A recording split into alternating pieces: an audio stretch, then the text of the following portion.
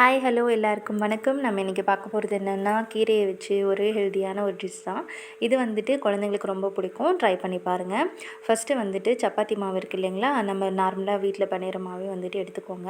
எடுத்துகிட்டு வந்துட்டு சப்பாத்தியை உருண்டை உருண்டையாவோ இல்லை உங்களுக்கு பிடிச்ச வந்து நீட்டமாகவோ வந்துட்டு உங்களுக்கு பிடிச்ச ஷேப்பில் வந்துட்டு ரவுண்ட் பண்ணி வச்சுக்கோங்க. அப்புறம் வந்துட்டு இட்லி பாத்திரத்தில் வந்துட்டு லைட்டாக வந்துட்டு எண்ணெய் தடவிட்டு நம்ம வந்து பிடிச்சி வச்ச உருண்டையெல்லாம் இருக்குது இல்லைங்களா, அதை வந்துட்டு அந்த இட்லி பாத்திரத்தில் போட்டுக்கோங்க. அப்புறம் வந்துட்டு இட்லி குண்டாவில் தண்ணியை வந்து காய வச்சுட்டு அப்புறம் நம்ம உருட்டி வச்சுருந்த அந்த சப்பாத்தி மாவு வந்துட்டு வச்சுட்டு மூடி வச்சுடுங்க. மூடி வச்சுட்டு இது வந்துட்டு ஒரு 10 நிமிஷம் வந்துட்டு நல்லா வந்துட்டு வேகட்டும். சரி, இப்போ வந்துட்டு நம்ம மாவு வந்து வேகத்துக்குள்ளார ஒரு பேன் வந்து வச்சுக்கோங்க. பேன் வச்சுட்டு எண்ணெய் ஊற்றிக்கோங்க. எண்ணெய் ஊற்றிட்டு கடுகு, உளுத்தம்பருப்பு எல்லாமே போட்டு அப்புறம் ஒரு மீடியம் சைஸ் ஆனியன் வந்துட்டு எடுத்து சின்ன சின்னதாக கட் பண்ணிவிட்டு ஆயிலில் போட்டு நல்லா வந்துட்டு வதக்கி விடுங்க. இது வந்து நல்லா ப்ரௌனிஷாக மாறட்டும். அப்புறம் வந்து இந்த டிஷ் வந்து நம்ம வந்து சிறுக்கீரை தான் வந்து பண்ண போகிறோம்.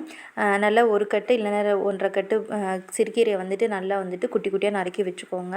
நறுக்கி வச்சுட்டு நல்லா வாஷ் பண்ணிக்கோங்க. நல்லா வாஷ் பண்ணிவிட்டு ஆனியனில் போட்டுட்டு நல்லா வந்து வேகட்டும். கொஞ்சம் உப்பு போட்டு கொஞ்சம் கிளறி விட்டுக்கோங்க.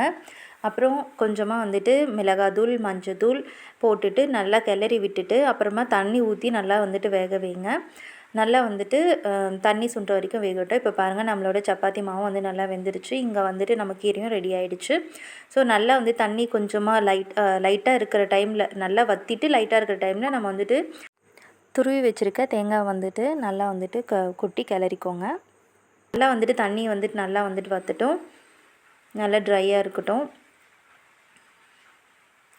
அவ்வளோதான். இப்போ நம்ம சப்பாத்தி மாவு வந்துட்டு வெந்துருச்சு இல்லைங்களா, அது வந்து எடுத்துகிட்டு இந்த கீரையில் வந்துட்டு போட்டுட்டு நல்லா வந்துட்டு அது வந்து நல்லா கெட்டியாக வந்துட்டு சேர்ந்துருக்கும். ஒவ்வொன்றும் சேர்ந்துருக்கும். நல்லா உடச்சி விட்டுக்கோங்க.